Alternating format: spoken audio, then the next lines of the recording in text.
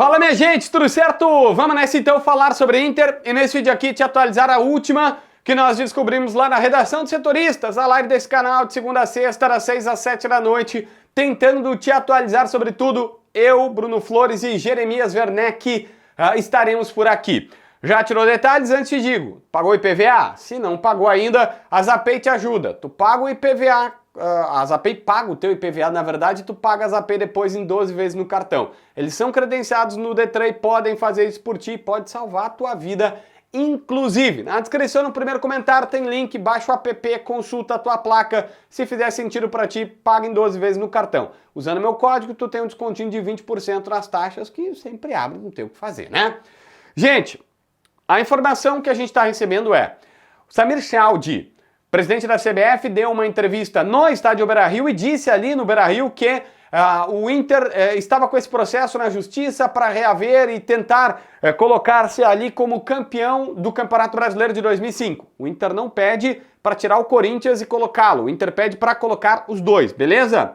Só que as pessoas que estão envolvidas neste processo, que não é difícil de descobrir, mas dizem, olha, o Inter não vai entrar na justiça. A CBF, através do Samir Chaldi, está dizendo, vai no STF, que foi a polêmica da Taça das Bolinhas e tudo mais, já se decidiu um campeonato brasileiro assim entre Sport e Flamengo. Pois a CBF quer o mesmo caminho, mas o Inter diz que não vai fazer isso. O clube está, neste momento, reunindo várias provas e irá tentar um processo administrativo dentro da própria CBF. Mesmo que o Samir Chaldi repetidamente já tinha falado em outubro de 25 sobre isso e agora, novamente, dizendo o Inter tem que entrar na justiça, esse é assunto para a justiça, a direção tem um entendimento diferente. Não vai envolver justiça comum, não vai entrar com um processo, tentará algo administrativo na própria Confederação Brasileira de Futebol. No momento, há uma organização sendo feita para reunir todos os tipos de documentos, para pelo menos tentar provar o que aconteceu em 2005. Quando eu falo provar, é sobre aqueles 11 jogos anulados, não tem nada a ver sobre o fato do pênalti do Tinga, aquilo ali é outra história, é um erro que aconteceu dentro de campo e que não tem como mudar o resultado, e sim sobre os 11 jogos anulados e que se mandou jogar novamente. O Inter procura casos similares que já aconteceram e as decisões que foram ocorridas aqui no Brasil e também fora dele, e também situações parecidas onde dois clubes foram reconhecidos como campeões. Por exemplo, em 1973, o Armando Marques, numa decisão de Campeonato Paulista, ele se equivocou na contagem entre Santos e Portuguesa, deu o título para o Santos, mas os pênaltis estavam equivocados. Tempos depois, a CBF reconheceu os dois campeões. Ou títulos que foram dados, o Galo campeão em 37, Roberto Gomes Pedrosa o Robertão virou o Campeonato Brasileiro e foram reconhecidos aqueles títulos. Tudo isso vai ser usado pelo Inter para dizer, olha, decisões administrativas da CBF já aconteceram e não precisou ir para a justiça comum para que isso aconteça.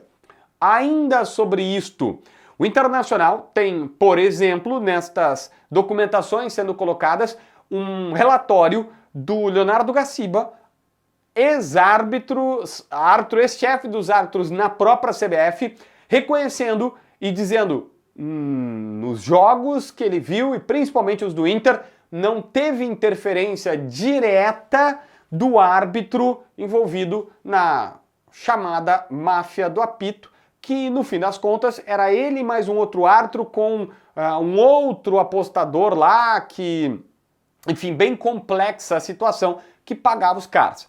Aqui algumas questões importantes, tá? O Inter tem como carta na manga, por exemplo, que só os jogos da Série A foram anulados. Da Série B, que tinha, além do Edilson Pereira de Carvalho, o árbitro envolvido no escândalo, tinha um outro árbitro que acabou não ficando tão famoso assim, porque ele não era tão conhecido, mas era um árbitro de menor escalão que estava envolvido, que apitou também jogos de Série B, ou arbitrou, acho que ele era até bandeirinha, tá? E não teve nada, não aconteceu nada na Série B. Na Libertadores, o Edilson tinha trabalhado e também não aconteceu nada. E o Inter vai tentar usar isso como um trunfo a seu favor. Bom, aí tem várias questões que são importantes colocar aqui, que é importante colocar aqui. Por exemplo, o Edilson, a explicação que se usou na justiça, no STJD era: o Edilson não foi um cara que... não é um cara que foi confiável nesse processo todo. Porque não foi, diferente do que hoje muitas pessoas vão lembrar, ele fez a bobagem, depois disse: olha gente, eu fiz, tô aqui admitindo e o que eu fiz é isso. Eu apitei 11 partidas no Campeonato Brasileiro e na verdade eu vendi essa ou essa. Não. A história é muito confusa e por isso tem uma alegação do Sveiter em dar o canetaço. Primeiro, o Edilson Pereira de Carvalho foi descoberto após uma escuta que se recebeu, que se confirmou, dele negociando um jogo com o Gibão, que era o cara que pagava por isso. E aí ele, inclusive, seria preso ao vivo num jogo que seria passado na Globo. O Rizek soube e então soltou a informação na Veja e conseguiu antecipá-la, porque essa era a ideia, inclusive, da polícia para chamar a atenção.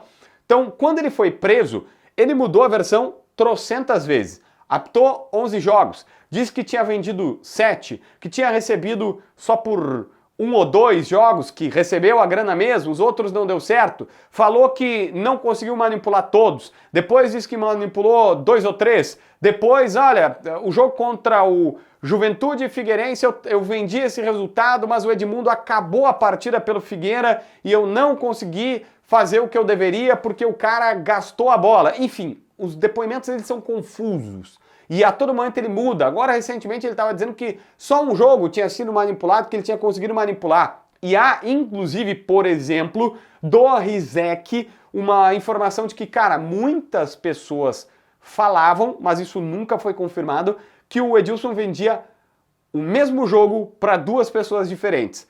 Tipo, o Gibão ia lá e comprava um Grenal, comprava para roubar... Não vou botar Grenal porque vão complicar a minha vida aqui, né? Fla-Flu, tá? É hipotético. O Gibão comprava pro Flamengo, aí vinha outro pro Fluminense, e ele vendia pros 2. Isso nunca foi confirmado, mas tem a especulação. E diante de toda essa questão, o Sveiter disse: olha, tudo que ele fez está comprometido, dá o canetaço. E aí, essa versão na justiça colaria. Por isso que o Inter, aí é uma leitura do fato, não está indo muito na justiça. O Inter está indo num processo administrativo da CBF, para dizer: CBF, tu já fez isso, tem uma polêmica aqui, eu claramente fui prejudicado, eu claramente perdi um título por conta disso, reconhece Inter e Corinthians e fica tudo numa boa. O Corinthians não perde o dele, eu ganho o meu e a gente segue a barca. É esta a meta do Inter. E é por isso que o negócio está indo na CBF e não na Justiça Comum. Uma mistura aí de informação com leitura do fato para vocês, tá bom? Se inscreve no canal, assina a notificação, deixa teu like, comenta aqui embaixo para ver mais vídeos.